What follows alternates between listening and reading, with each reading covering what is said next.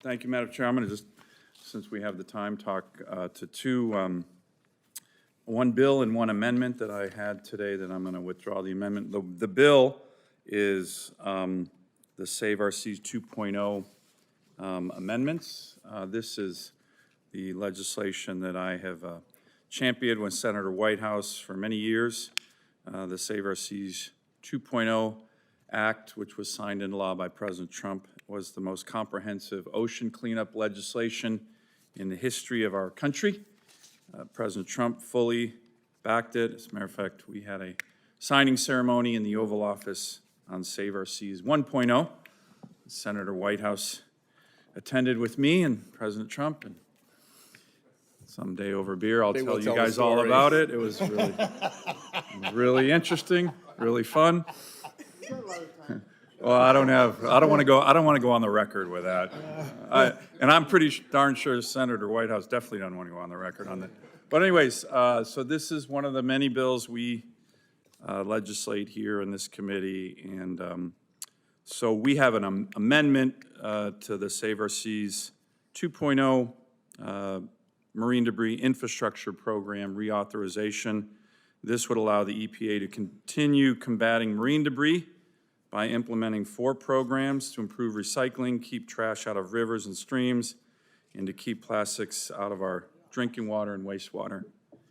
And one of these programs is the Swiffer program, which I think all states here utilize in a really positive way. So that's what that bill will be doing, and I think it's going to pass by voice vote. Thank you. I called up Sullivan Amendment 1 to Senate 2235, the Diesel Emission Reductions Act, and I withdrew that. I'm withdrawing my amendment today, but I appreciate the committee's willingness to work with me to advance a meaningful fix to a one-size-fits-all regulation on diesel exhaust fluid, or DEF, that simply doesn't work in cold states. So we have a lot of cold states here, not just my state, but across the country. Every cold weather state is negatively impacted by this rule. Here's the issue, Madam Chair. In 2010, the EPA issued regulations requiring diesel engines to use DEF, diesel exhausted fluid, to reduce nitrogen oxide emissions. Okay, that's not a bad goal. The problem is DEF freezes solid at just 12 degrees above zero.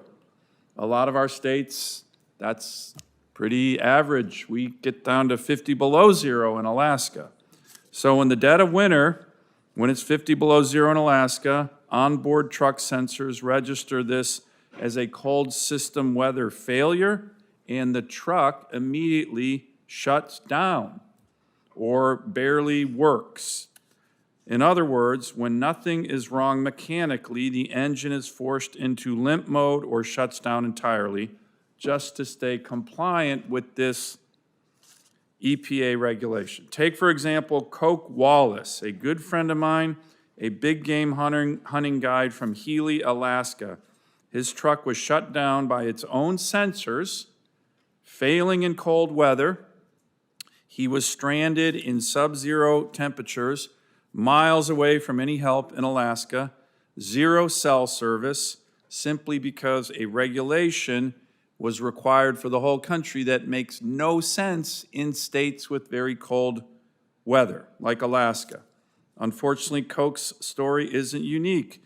We have heard from countless Alaskans and other people from states that have very cold weather who have faced the same situation. Truckers, construction workers, fuel haulers, where their equipment didn't fail, but because of these federal regulations, their engine was shut down in cold weather. My amendment and the broader bill I will be introducing directs the EPA to make practical, targeted updates so that 1, diesel engines aren't forced to shut down when emissions sensors fail in freezing conditions. 2, trucks and heavy equipment that primarily operate in cold regions can qualify for exemptions from the DEF requirements that are unsafe or impossible to meet when it's 10 below zero. So while I withdraw my amendment today, I look forward to working with all members of this committee gets cold in Rhode Island and Oregon, as well as Alaska and Wyoming, to advance this critical public safety fix, because this is about public safety. Your engine shuts down at 40 below zero, you have no cell service, you can die. And that's happening in my state because of a federal regulation that is a one-size-fits-all reg that does not take into account that a lot of America gets cold in the winter. So I'm hoping that we can pass my amendment in a separate bill, but I will withdraw it today, but I'm hoping we can move this forward soon, Madam Chair. Thank you, Senator Sullivan. Senator Lummis? Yeah, will the gentleman yield? I have a constituent who was bypassing this system because school buses, fire trucks, ambulances that run on diesel would not run. And for his work, he was put in jail for 8 months. He's currently at home in Cheyenne, Wyoming with an ankle bracelet.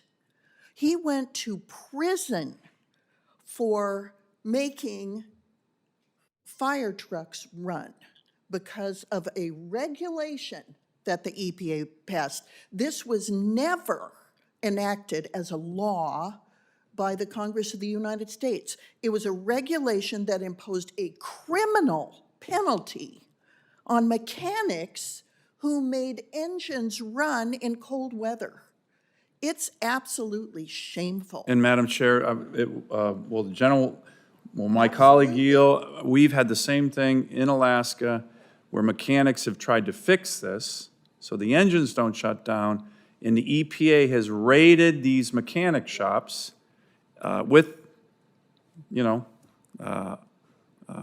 weapons, guns, and it's just outrageous. It's like the EPA Gestapo to arrest people who are trying to fix engines so they don't shut down. It's just, the whole thing's a mess, and we need to fix it. I'm thinking about a competition that went forward between Oregon and Washington over the basing of the Pacific Research Fleet. And after a stiff competition, Oregon won that, and it, for a whole host of reasons, a much better site to base the fleet. We have a similar parallel situation here, in which after stiff competition, the best site was chosen. We are now entering a realm where the administration is specifically targeting blue states and their projects. And this is not a realm we should go into. Future administrations may be blue administrations. And I've asked my colleagues, if all of you had a state that was competing and you won it fair and square after a couple years of intense competition, you'd be saying it's outrageous for a blue administration to target your state deliberately. And are we not one America? Couldn't we all unite behind the idea that no state should be targeted in this fashion for an important project? I just want to lay it out there as something for all of us to ponder about the deterioration of fair competition for major projects. And so that's all. I just want to share that this is not a place we should be going to now or in the future. I don't want to see a Democratic administration retaliating against red states. This is not a red and blue America in the sense that we all want to make this country work better, and when a good project goes through years of competition, find the best site, let's let it stand and let's back it up unanimously. Madam Chair. Yeah, Senator Kramer and then Senator Sullivan. Madam Chair, thank you, and I appreciate Senator Merkley's point. However, we're not competing. This isn't the Army-Navy game. We're talking about billions of dollars with an excess of federal property that we can't get rid of. This is not simply a Maryland versus Virginia competition. This is about where the FBI should be located. With regard to blue states, as blue as Maryland is, there is no place brighter blue in the world than Washington, D.C. And so I think on both cases, it's a sort of a futile argument. Senator Sullivan. Madam Chair, this committee's heard it a bunch of times, and I work well with my colleagues on both sides of the aisle, but I kind of wish Senator Merkley's argument was made during the Biden administration. They issued 70 executive orders and executive actions singularly focused on Alaska to shut down my state's economy, crush its ability to produce natural resources for America. 7-0. These aren't like executive orders that hit every state in the country, a big EPA, EO. 7-0 only and exclusively to Alaska. So, and a lot of them were illegal. Federal courts later came out and said they were illegal. I'm going to go do a CRA here in a couple minutes to rescind one of them. But it's a little rich when my state got creamed and singled out by the last administration in a way that was just outrageous. So just want to make that clear, even though I've done it a lot in the last 6 years.